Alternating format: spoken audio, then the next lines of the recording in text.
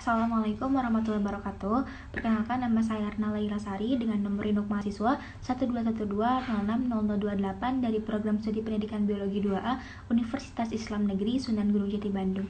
Video ini bertujuan untuk memenuhi salah satu tugas dari mata kuliah Ilmu Fikih Pendidikan Fisika 2A, yakni mereview materi. Untuk review materi kali ini yaitu akan mereview materi tentang memahami masalah-masalah fikih kontemporer. Untuk pengertian dari fikih kontemporer sendiri, menurut bahasa, fikih itu adalah mengetahui sesuatu dengan mengerti. Sedangkan menurut istilah, fikih adalah hukum syariat yang bersifat amali yang diambil dari dalil yang tafsiri. Menurut Kamus Besar Bahasa Indonesia, kontemporer berarti waktu atau semasa, pada waktu yang sama atau masa yang sama pada saat ini dan juga dewasa ini. Jadi intinya fikih kontemporer adalah tentang perkembangan pemikiran pada saat ini. Ada beberapa faktor yang mengakibatkan munculnya masalah kontemporer. Di antaranya ada perkembangan alat-alat yang semakin modern seperti alat transportasi dan juga alat komunikasi. Sedangkan yang kedua adalah pelanggaran. Jadi mengapa pelanggaran disebutkan? Karena ini menyebabkan kekurangannya konsekuensi manusia terhadap agamanya. Maka dari itu, sebab-sebab muncul masalah fikih kontemporer diakibatkan oleh beberapa faktor. Di antaranya, yang pertama, adanya arus modernisasi yang melatar belakangi adanya masalah fikih kontemporer, dan juga yang kedua adalah masyarakat Islam yang dituntut untuk mengikuti perubahan sosial dan sejarah dalam dunia modern. Menurut Al-Qadri Azizi, ada beberapa cara untuk menyelesaikan beberapa masalah dari fikih kontemporer. Di antaranya yang pertama itu harus mendahulukan sumber prinsip dalam menentukan rujukan, yakni adalah Quran dan juga hadis, dan serta kitab induk imam mazhab dalam bermazhab.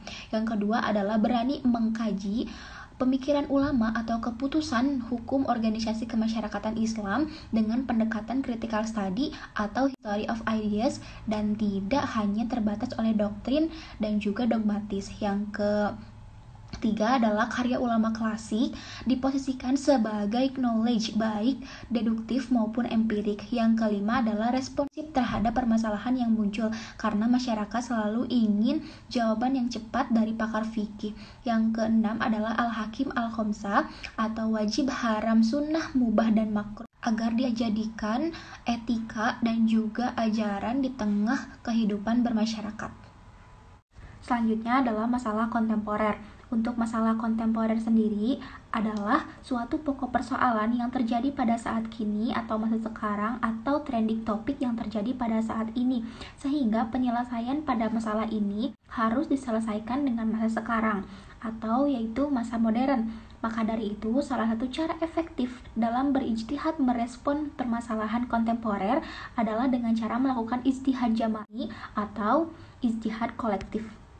Untuk kajian fikih kontemporer sendiri ada beberapa macam, sehingga dikategorikan menjadi beberapa aspek, yang yakni diantaranya adalah aspek hukum keluarga, aspek ekonomi, aspek pidana, aspek kewanitaan, aspek medis, aspek teknologi, aspek politik dan kenegaraan, serta aspek yang berkaitan dengan pelaksanaan ibadah.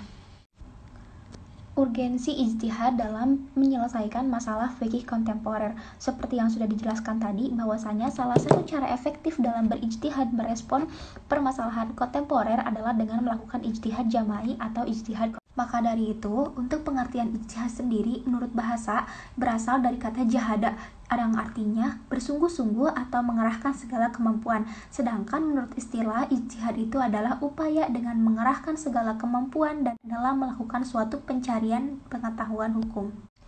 Selanjutnya adalah ijtihad jama'i atau ijtihad kolektif. Ijtihad jama'i adalah setiap ijtihad yang telah memperoleh persetujuan dari mujtahid lainnya, sehingga ijtihad jama'i ini dianggap sebagai solusi yang tepat untuk mengatasi krisis pemikiran dari permasalahan fikih kontemporer di dunia muslim.